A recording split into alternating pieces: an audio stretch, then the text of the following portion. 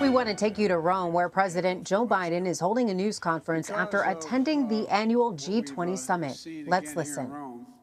What I think is the power of America showing up and working with our allies and partners to make progress in issues that matter to all of us. And there's really no substitute for face-to-face discussions and negotiations among the leaders when it comes to building understanding and cooperation.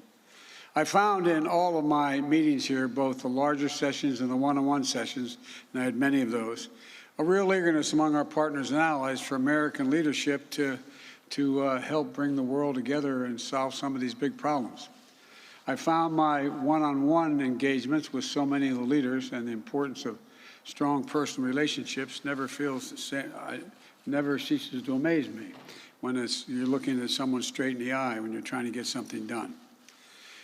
They know me, I know them, we can get things done together. And so I want to thank the Italian people, by the way, for the G20, for their hospitality, and congratulate Prime Minister Draghi. He did one heck of a job leading the G20 through a difficult year marked by great global challenges, critically among them ending the pandemic, driving a broad-based, sustainable global economic recovery, and tackling the climate crisis. I believe we made tangible progress on each of these issues, in part because of the commitment that the United States has brought to the table. For example, I'm proud that the G20 endorsed the global minimum tax. This is something the United States has been driving for over a year, building momentum up to this achievement. And this is an incredible win for all our countries. Instead of nations competing against one another to attract investments by bottoming out corporate tax rates, this set a minimum floor of 15% to ensure that giant corporations begin to pay their fair share no matter where they're headquartered, instead of hiding profits overseas. We also agreed to establish a fund in the future that for countries can draw on to help prevent, if necessary, and respond to the next pandemic, prepared for the next time around.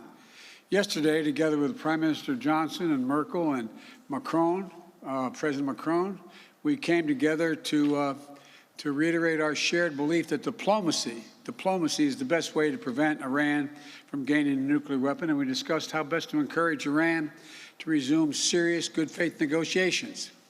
And I also want to note that even as I've been here in Rome, as you might guess, and some of you, I suspect, doing the same thing, American reporters, been focused on the vital issues that affect American workers and families at home. I just finished meeting with a broad coalition of partners on how to address the immediate supply chain backlogs and dealing that the world's been dealing with and facing, and we're facing back at home, and how to make sure we have access to all the products we need, from shoes to furniture to electronics to automobiles, to make sure that we talk about how better to secure ourselves against these future shocks, whether pandemic, climate change, or other disasters. And the Build Back Better framework, which is, God willing, going to be voted on as early as sometime this coming week, that I announced on Thursday, includes, for the first time ever, several billion dollars to help strengthen the supply chains to make sure we have access to everything we need. And it's going to give workers and folks making all these products just a little bit of breathing room. The Build Back Better will also going to make it easier for them to afford everything from child care while they are at work for their kids, 2 years of free high-quality preschool. And finally, today I was proud to announce, together with our close EU partners, another critical win for both American workers and the climate agenda. The United States and the European Union have agreed to negotiate the world's first trade agreement based on how much carbon is in a product, as we negotiated the steel and aluminum tariffs that were in place. We made agreement, and I might add, strong support of the U.S. steelworkers back home, and I want to thank them. I want to thank Tom Conway, who I spoke to today, President of the United Steelworkers, for his partnership in arriving at this deal. The deal will immediately remove a point of significant tension with our friends in the European Union. And it rejects the false idea that we cannot grow an economy and support American workers while tackling climate crisis at the same time. We're talking about a lot during the G20, the COP26, but we also know tackling climate crisis has been an all-hands-on-deck effort. American workers are a critical part of the solution. And now I'm happy to take some questions, and I'm told I should start with AP Zeke Miller. Zeke, you have a question? Didn't recognize you with the mask on. I apologize. Thank you, Mr. President. Here in Rome, you've tried to showcase that America is back, but back at home, your poll numbers have fallen. Your party's nominee for governor in Virginia is facing a very tougher than expected race. Your party spent months trying to negotiate the centerpiece of your domestic legislative agenda. So we're 1 year now since your election. And you have done a lot in your year in office to try to turn the page on the last administration, but we've seen how presidents can turn the page very quickly from one to the other. So why should the world, believe that when you say America's back, that really it's here to stay? Because the way they reacted, you were here. They listened. Everyone sought me out. They wanted to know what our views were, and we helped lead what happened here. It's just very simple. You know, if you're honest, no, you are honest. That doesn't mean to imply you weren't, but that. We got significant support here, significant support. The United States of America is the most critical part of this entire agenda, and we did it. And by the way, look, the polls are going to go up and down and up and down. They were high early, then they got medium, then went back up, and now they're low. Well, look, this is, look at every other president. The same thing has happened, but that's not why I ran. I didn't run to determine how well I'm going to do in the polls. I ran to make sure that I followed through on what I said I would do as President of the United States. And I said that I would make sure that we were in a position where we dealt with climate change, where we moved in a direction that was significantly improved the prospects of American workers being to have good jobs and good pay. And further that, I would make sure that we dealt with the crisis that was caused by COVID. We've done all of those. We continue to do them, and we'll see what happens. But I'm not running because of the polls. Next question was from Jeff Mason, Jeff Mason of Reuters. Thank you, Mr. President. A question on climate and energy. Can the world and others be confident that you will be able to follow or make good on the promises on climate change that you have made when you're at Glasgow without a vote having taken place on your bill? And on the same topic, climate, some NGOs are already saying that the G20 commitments today were underwhelming. How do you respond to their criticism that the G20 response is not a good sign for COP26? I'll answer both questions. Number one, I believe we will pass my Build Back Better plan, and I believe we will pass the infrastructure bill. Combined, they have $900 billion in climate resistance and dealing with climate and resilience, and it's the largest investment in the history of the world that's ever occurred, and it's going to pass, in my view. But we'll see. We'll see. You've all believed it wouldn't happen from the very beginning, the moment I announced it, and you always seem amazed when it's alive again. Well, you may turn out to be right. Maybe it won't work, but I believe we'll see by the end of next week at home that it's passed.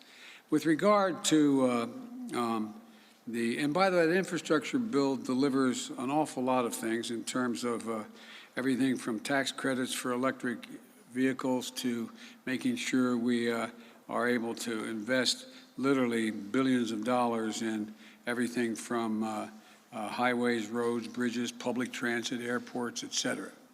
But we'll see. And with regard to the disappointment relates to the fact that Russia and including not only Russia but China basically didn't show up in terms of any commitments to deal with climate change. And there's a reason why people should be disappointed in that. I found it disappointing myself. But what we did do, we passed a number of things here to end the subsidization of coal. We made commitments here from across the board, all of us, in terms of what we're going to bring to the G26. And I think, as that old trite saying goes, the proof of the pudding will be in the eating. I think you're going to see we've made significant progress, and more has to be done. But it's going to require us to continue to focus on what China's not doing, what Russia's not doing, and what Saudi Arabia is not doing. One follow-up on energy, sir. You also met with energy consumers about supply. What steps are you considering taking if OPEC Plus does not raise supply? And do you see any irony in pushing them to increase oil production at the same time that you're going to COP26 to urge people to lower emissions? Well, on the surface, it seems like an irony, but the truth of the matter is, you've all known, everyone knows, that the idea we're going to be able to move to renewable energy overnight and not have, from this moment on, not use oil or not use gas or not use hydrogen is just not rational. Certain things we can wipe out and we don't have to do. We should be moving immediately to get rid of, as they've adopted here, my proposal to end methane, to deal with a whole range of things. But it does on the surface seem inconsistent. But it's not at all inconsistent in that no one has anticipated that this year we'd be in a position, or even next year, that we're not going to use any more oil or gas, that we're not going to be engaged in any fossil fuels. We're going to stop subsidizing those fossil fuels. We're going to make significant changes. And it just makes the argument that we should move more rapidly to renewable energy, to wind and solar and other means of energy. But the idea that we're going to end and somehow, but it does on the surface, I admit to you. We're going to COP to deal with renewable energy, and I'm saying, why are you guys cutting off oil and raising the price just to make it look harder for us? But it's a legitimate question. I think, though, that if anybody thinks about it, no one ever thought that tomorrow, for example, it's going to take us between now and 2030 to have half the vehicles in America electric vehicles. So the idea we're not going to need gasoline for automobiles is just not realistic. But we will get to the point that by 2050 we have zero emissions. Jim Tankersley, the New York Times. Thank you so much. I'd like to actually start by following up on Jeff's question and then ask you about supply chains as a follow-up to that. But on the question of oil prices, economists say that, you know, when you raise the price of something, people will consume less of it. So why not allow even middle-class people around the world to pay more for gasoline in the hope that they would consume fewer fossil fuels and emit less? Well, because they have to get to their work. They have to get in an automobile, turn on the key, get their kids to school. The school buses have to run. That's the reason why. You know that, Jim. That's the reason. The idea that there's an alternative to walk away from being able to get in your automobile is just not realistic. It's not going to happen. And it wasn't intended to happen. And by the way, when the cost of a gallon of gasoline gets to above $3.35 a gallon, it has profound impact on working class families just to get back and forth to work. So I don't see anything inconsistent with that, but I do think that the idea that Russia and Saudi Arabia and other major producers are not going to pump more oil so people can have gasoline to get to and from work, for example, is not right. But and what we're considering doing with that, I'm reluctant to say before I have to do it. On supply chain, sir. One of the obviously big problems in the United States for supply chains is not having enough workers, not enough people to drive trucks to unload at ports, for example, a lot of other parts in the supply chain. Workers have not returned to the labor force in America as fast as your administration thought they would. Why do you think that is? Why aren't people Because they're coming back able to work? to negotiate for higher wages and they move from one job to another. That's one of the reasons why. A lot of people don't want to continue to do the job they did before, making $7, $8, $9 an hour. An awful lot of the truck drivers are not unionized truck drivers. They're working like hell and not getting paid a whole lot. And so what you're seeing here is a combination of the desire of people to be able to change professions, to be able to do more and take care of their families, and at the same time dealing with an issue that, in fact, we are short of workers. But worker pay has actually gone up, and we've employed 6 million people just since I got elected. So employment's up. The economy is actually, in spite of all this, still growing. You have the significant number of, I forget the number, I think it was close to 60 major economists acknowledging that what's going to happen is you're going to see continued economic growth under our proposals. You had a total of 14, I think it was 14, Nobel laureate economists in economics saying this is going to, what I'm proposing, to reduce the inflation, et cetera. So there's a lot going on. Look, we really are, I know you're tired of hearing me say this, we really are at one of the inflection points in history. So much is changing. So many pieces on the table are moving. And how they get resettled depends upon the judgments we make and whether or not the United States, among others, can lead the world in a direction that's going to increase the circumstances for a higher standard of living for workers here and abroad, as well as making sure that people have an opportunity. As I said again, I used the phrase, just have a little breathing room. I meant what I said when I ran. My desire was to build this economy from the bottom up and the middle out, not from the top down. And that's what's in process of happening. But in the meantime, there's been enormous changes as a consequence of COVID on the supply chains, because why are we having trouble? An awful lot of the very factories and operations that in fact produced material that we need for supply chains, and everything from shoes to dealing with computer chips, they're out sick, they're not working. And so it's changing. The economy is changing, and the United States has to stay ahead of the curve. That's why I introduced the infrastructure bill. That's why I also introduced the Build Back Better initiative. The Washington Post, Sung Men Kim, there you are. I'm sorry, I didn't see you. Thank you, Mr. President. On Iran, how will you determine whether the Iranians are serious about rejoining the nuclear talks, as they have indicated they will do by the end of November? And what costs are you prepared to impose on Iran if it continues to carry out attacks against the United States, such as the recent drone strikes against U.S. forces in Syria? Well, in a sense, there are two different issues. One is whether or not we get to the JCPOA, we rejoin that, and that depends. That's why I had the meetings with my colleagues here in Rome, who are part of the original group of 6 people, 6 nations that got together to say that we should negotiate a change, which I found that I think we're continuing to suffer from the very bad judgments that President Trump made in pulling out of the JCPOA. And so that's one issue, and that issue is going to depend on whether and how that gets resolved is going to depend on their action and the willingness of our friends who were part of the original agreement to stick with us and make sure there's a price to pay economically for them to fail to come back.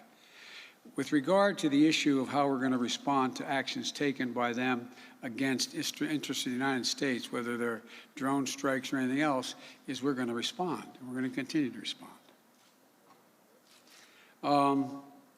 ABC, Cecilia Vega. It's hard to see you guys with the mask on. I apologize. And the masks are making my glasses fog up, so I apologize too. Thank you, sir. On climate change, you just mentioned the incentives you have on renewable energy in your Build Back Better plan. You do have a number of incentives, but as it stands right now, there are no punitive measures in this plan to hold these companies accountable, and many experts firmly believe that you've got to have the stick along with the carrot in order to get to your goal to reduce emissions by 2030 by 50%. So can you stand here today and say to the world that you definitively will still meet that goal? Yes, I can, because what we're proposing and what we've initiated is everything from getting the automobile makers to commit to going all electric, number one, getting the unions to agree to do that as well, making sure we have the investment in battery technology that requires us to have the ability to generate electric vehicles, electric buses, electric transportation grids, making sure that we are dealing with everything from, let me go through some of these, that we have tax credits of $320 billion for dealing with alternatives by people getting tax credit for moving on solar panels, on wind, and a whole range of other things, and winterizing their properties. I don't think you're going to need any punitive action to get people to step up and do those things. There's been no indication that's the case at all with regard to,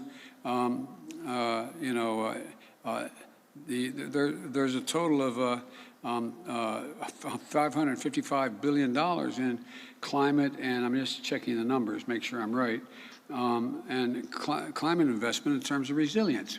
Where now it's very much in the interest of the industry to see to it that we move to making sure that we have the resilience to be able, when those towers come down and the lines end up hitting the ground and burning down large swaths of the West, to bury this underground. There's a whole range of things. I don't think we're going to have to. Everybody knows which direction it's going, and there's no indication that there has to be a punitive effort to get people to react the way in which we have to do. At least I don't believe so. If I may, on your meeting with Pope Francis, the more than 50 million Catholics back at home are seeing something play out that has never happened before. This split in the conservative wing of the Catholic Church moving to deny someone like you, a Catholic president, the sacrament of communion. For these Catholic back home, what did it mean for you to hear Pope Francis, in the wake of this, in the middle of this debate, call you a good Catholic? And did what he tell you, should that put this debate to rest? Look, I'm not going to, a lot of this is just personal. Pope Francis has become I don't want to exaggerate it, he's become someone who's provided great solace for my family when my son died. He is, in my view, there's always been this debate in the Catholic Church, going back to Pope John the 23rd, that talk about how we reach out and embrace people with differences. If you notice what the Pope said when it was asked, when he first got elected Pope, he was traveling with the press, and they said, "What's your position on homosexuality?" I said, "Who am I to judge?" This is a man who is of great empathy. He is a man who understands that part of his Christianity is to reach out and to forgive. So I just find my relationship with him one that I personally take great solace in. He is a really, truly, genuine, decent man. And I'll end by saying that, there were an awful lot of people who, and many of you, I'm not putting you in this position, I apologize, but many of you who are even in the press who went out of your way to express your empathy and sympathy when I lost the real part of my soul, when I lost my beau, my son. And my family will never forget, my extended family, because when it was only a matter of days since my son had passed away. And Pope Francis came to the United States to visit with not only President Obama, but with the Catholic Church here. And I was asked if I would accompany him to Philadelphia, to the seminary, and anyway. And I did, but it was, the wounds were still raw of the loss of my son. And I had my extended family, and you're all tired to see my extended family. They're always around, my grandchildren, my children, my wife, my daughters-in-law. And before he left and got on the plane, the Pope asked whether or not he could meet with my family. And we met in a hangar at the Philadelphia airport. And he came in and he talked to my family for a considerable amount of time, 10, 15 minutes, about my son, Beau. And he didn't just generically talk about him. He knew about him.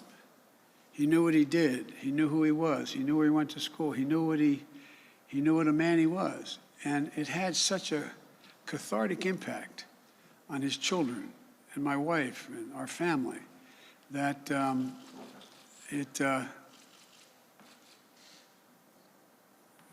it meant a great deal.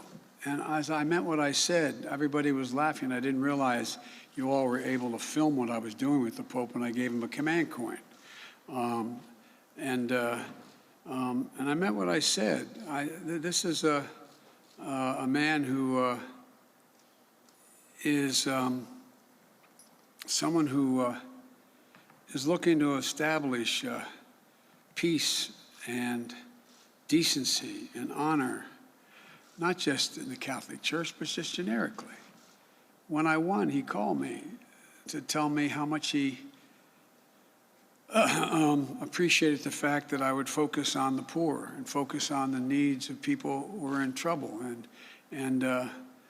So I just, again, I don't want to talk more about it because so much of it is personal, but he is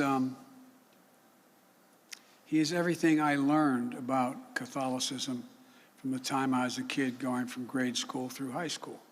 I have great respect for people who have other religious views, but he's just a fine, decent, honorable man, and we keep in touch. I thank you all very, very much for your patience. Thank you.